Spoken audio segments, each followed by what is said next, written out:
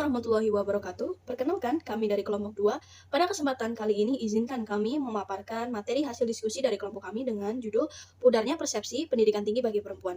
Sebelumnya, kelompok kami terdiri atas Elta Purwanti, Rizma Auliatuzahro, Siti Aisyah, dan Winnie Agustin. Langsung saja, kita ke materi. Latar belakang. Pada zaman dahulu, orang beranggapan bahwa perempuan tidak memiliki kewajiban memperoleh pendidikan yang tinggi. Melawan stigma dan kesenjangan dalam masyarakat, kini perempuan dapat mengenyam bangku pendidikan dengan segala haknya yang setara dengan laki-laki. Pendidikan tinggi sangatlah penting bagi perempuan, karena peran seorang perempuan tidak hanya sekadar mengurus rumah tangga saja, namun perempuan juga berperan sebagai agen dalam menciptakan generasi penerus bangsa yang terdidik lewat pendidikan pertama, yaitu keluarga. Selain itu, menempuh pendidikan tinggi merupakan wujud mengembangkan potensi diri setiap perempuan agar dapat mengikuti arus perkembangan zaman.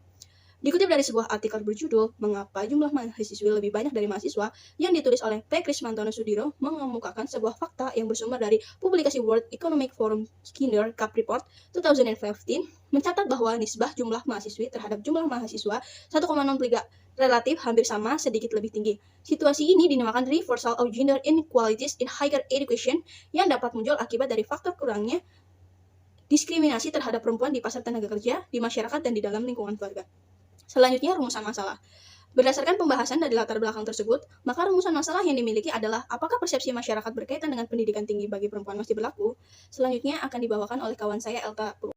Dari kelompok kami, antara lain, satu, mengetahui bagaimana partisipasi perempuan di tingkat perguruan tinggi. Yang kedua, mendeskripsikan kondisi di lapangan terkait dengan partisipasi perempuan di tingkat perguruan tinggi. Yang ketiga, membuktikan bahwa persepsi berkaitan dengan pendidikan tinggi bagi perempuan sudah tidak berlaku. Pembahasan. Menurut Badan Pusat Statistik atau BPS mencatat bahwa pada tahun 2019, presentase angka partisipasi kasar perguruan tinggi berdasarkan jenis kelamin mencatat bahwa jumlah partisipasi perempuan secara keseluruhan mencapai angka 31,67%. Angka ini lebih besar dibandingkan angka laki-laki yang memiliki presentase sebesar 28,93%. Di tahun yang sama dengan jumlah mahasiswa keseluruhan pada tahun itu mencatat 7,3 juta. Setahun setelahnya, yaitu pada tahun 2020, presentasi partisipasi kasar pada jenjang perguruan tinggi makin bertambah menjadi 30,21%, sementara laki-lakinya hanya memiliki 29,55% dari total keseluruhan mahasiswa berjumlah 7.369. Pada tahun 2021, laporan Badan Pusat Statistik atau BPS kembali menunjukkan presentasi partisipasi kasar pada perempuan jenjang perguruan tinggi dengan presentase sebesar 33,42%, sedangkan laki-laki hanya mencapai 29% saja secara keseluruhan. Hal tersebut menunjukkan bahwa peningkatan yang cukup signifikan mengingat jumlah mahasiswa pada tahun lalu mencapai 8.956.000.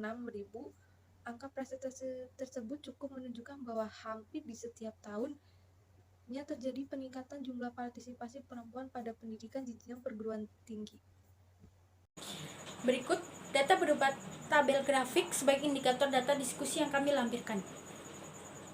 Artinya, meskipun masih ada represi pendidikan bagi wanita, hal tersebut seolah terus memudar karena saat ini telah banyak orang yang mulai menyadari bahwa perempuan juga perlu menerima pendidikan. Bahkan masyarakat di desa juga mulai menyadari akan pentingnya pendidikan.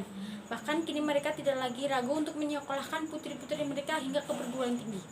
Pada akhirnya, yang kita dapat harapkan adalah pembenahan secara berkelanjutan terhadap sistem pendidikan di Indonesia agar kedepannya penerapan hak-hak perempuan dalam bidang pendidikan yang sudah berjalan dengan baik dapat terus dipertahankan bahkan ditingkatkan.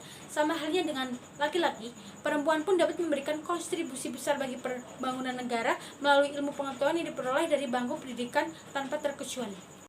Kesimpulan. Pendidikan adalah hak setiap orang, baik itu laki-laki maupun perempuan. Dengan demikian, tidak ada alasan untuk mendiskriminasi pendidikan bagi perempuan.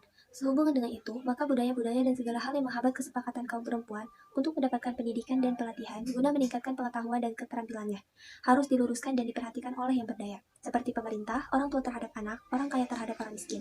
Karena pendidikan adalah salah satu jalan menjadikan perempuan sebagai agen perubahan dan bukan sekadar penerima program pemberdayaan secara pasif.